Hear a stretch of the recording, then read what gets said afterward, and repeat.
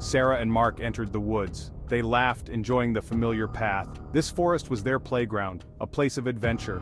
The path wound deeper into the woods. The sunlight began to fade, replaced by a cool, dappled shade. Still they walked on, their laughter echoing amongst the trees. They rounded a bend and stumbled upon a smaller, less traveled path. It was overgrown with ivy and gnarled roots. Sarah's eyes lit up with curiosity. "Let's see where it goes," she whispered, her voice filled with a sense of adventure. "Are you afraid to venture into the unknown?" Mark replied, his voice hesitant. The woods seemed darker now, the shadows longer, but Sarah was already pushing aside the branches, her eagerness winning over his apprehension. "Come on, scaredy cat," she teased, her eyes twinkling. "It will be an adventure." Mark reluctantly followed, his unease growing with each step. The path was narrow and winding, leading them deeper into the heart of the forest. The air grew noticeably colder as they descended. The sounds of birdsong faded away, replaced by an unsettling silence. The trees pressed in closer, their branches intertwined overhead, blocking out the last rays of the sun.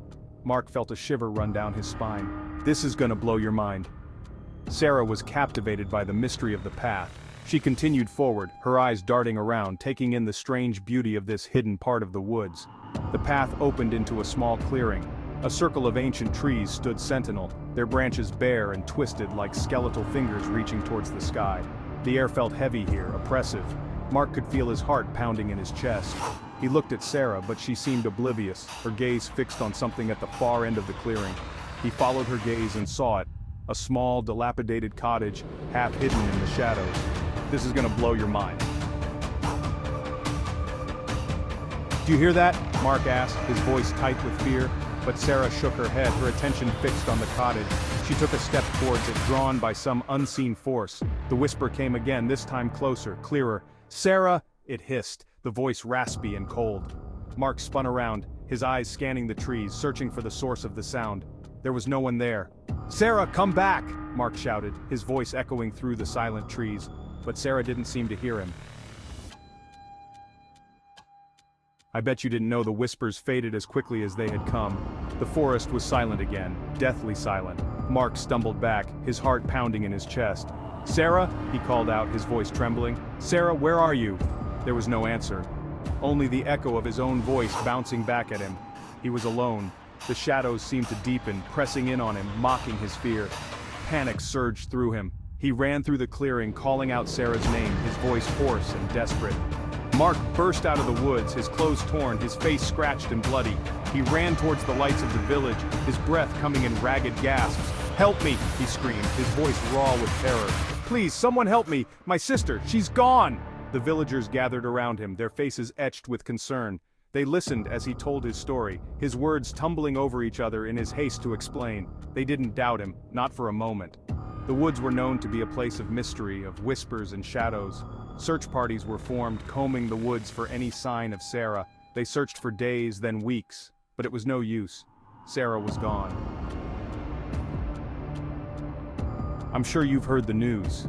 Days turned into weeks, weeks into months. The villagers whispered about Sarah's disappearance, speculating about what could have happened to her. Some said she had wandered off and gotten lost, while others spoke of ancient legends, of spirits that roamed the woods, luring unsuspecting souls to their doom. Mark said nothing. He couldn't bring himself to talk about it. The guilt and the grief were a heavy weight on his heart, a constant ache in his chest. He could still hear the whispers in his dreams, see the shadows reaching for him in the night. The forest had become a place of dread for him, a constant reminder of his loss. What I wish I knew at the time instead of now is how deeply the forest would change our lives. Every year, on the anniversary of Sarah's disappearance, Mark would stand at the edge of the woods, his eyes fixed on the shadowy path that had led them astray. He would stand there for hours, listening to the wind whisper through the trees, hoping against hope that he might hear his sister's voice calling back to him. But the forest remained silent. The whispers were gone, replaced by an eerie stillness that spoke volumes. It was a silence filled with secrets, a silence that haunted his waking hours and tormented his dreams. And so, year after year, Mark lived with the weight of his loss, the memory of that fateful day seared into his soul. The haunting whispers of the forest had taken his sister, and with her, they had stolen a part of himself.